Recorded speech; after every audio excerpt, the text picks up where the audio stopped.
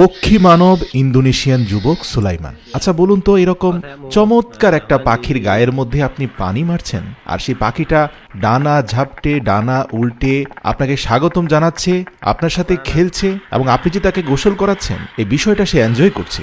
এটা কি আমাদের সাথে হতে পারে? উত্তর হচ্ছে কখনোই না। কিন্তু পক্ষী মানব সুলাইমানের সাথে হতে পারে।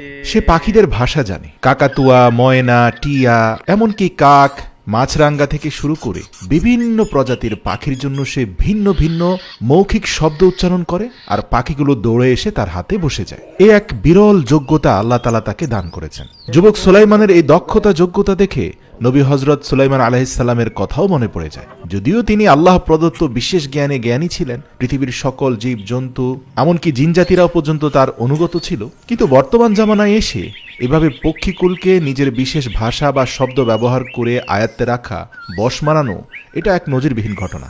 আপনি সত্যি অভিভূত হবেন ইন্দোনেশিয়াতে তার গ্রামে গেলে। পুরো গ্রামব্যাপী অসংখ্য পাখিদের মিলন মেলা। এই সকল পাখি কিন্তু একজন বিশেষ ব্যক্তির সাথে বন্ধুত্ব করেছে বলে এই গ্রামে প্রতিনিয়ত আনাগোনা করে, আর সেই বিশেষ ব্যক্তিটির নাম হচ্ছে সুলাইমান। তার বাড়ির আঙ্গিনায় ছোট ছোট প্লাস্টিকের পাত্রে অসংখ্য পানি আছে, যেখানে ভিন্ন ভিন্ন প্রজাতির পাখিরা এসে গোসল করে। সে বিভিন্ন পাকা পেঁপে ভেঙে রেখে দেয় যাতে পাখিরা এসে পেঁপে খেতে পারে। এছাড়াও বিভিন্ন ধরনের পোকামাকড় নিয়েও ছোট ছোট পাখিদেরকে একটি দুটি করে পোকামাকড় দেয়। আবার সেই পোকামাকড় খাওয়ার লোভে সুলাইমানের কাছে ফিরে আসে। আর পাখিদেরকে ডাকার জন্য সে ভিন্ন ভিন্ন যে শব্দগুলো মুখে করে, এগুলো শুনতে একই রকম মনে হতে পারে, কিন্তু এগুলোর মধ্যে সূক্ষ্ম তারতম্য আছে। সে জানে কোন পাখিটা কোন ভাষা বোঝে।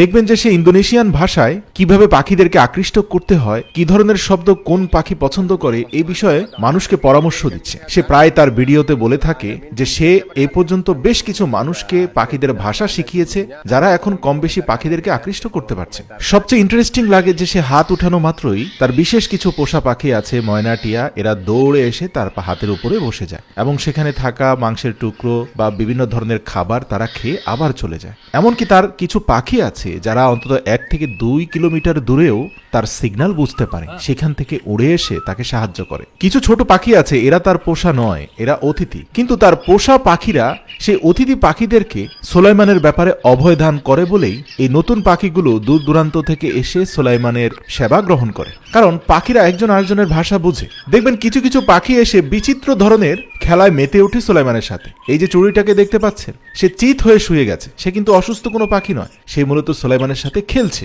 এরকম আন্তরিকতা এবং ভালোবাসা সুলাইমান দেখাতে পারে বলেই তার সাথে পাখিদের এতটা সখ্যতা, এতটা আন্তরিকতা। দেখুন, এই পাখিটা তার ডানার উপর থেকে নির্ভরশীলতা হারিয়ে পুরোপুরি সুলাইমানের উপর নির্ভরশীল হয়ে গেছে। সুলাইমানের আঙ্গুলের ইশারায় সে নাচছে, দুলছে, গাইছে। জেনে অবাক হবেন যে সুলাইমান এক বিশেষ ধরনের পোকা চাষ করে। এই পোকাগুলো হচ্ছে তার অধিকাংশ পাখিরই প্রিয় খাদ্য, আর সে এই পোকাগুলো দিয়ে পাখিদের মন রক্ষা করছে, যার কারণে বছরের পর বছর ধরে পাখিরাও তাকে ছেড়ে যাচ্ছে না। প্রতিদিনই কয়েকশো মানুষ সুলাইমানের গ্রামে এসে জমা হয় তার পাখিদের সাথে সখ্যতা, আন্তরিকতা, কথোপকথনের এই সকল মনোমুগ্ধকর দৃশ্য দেখতে।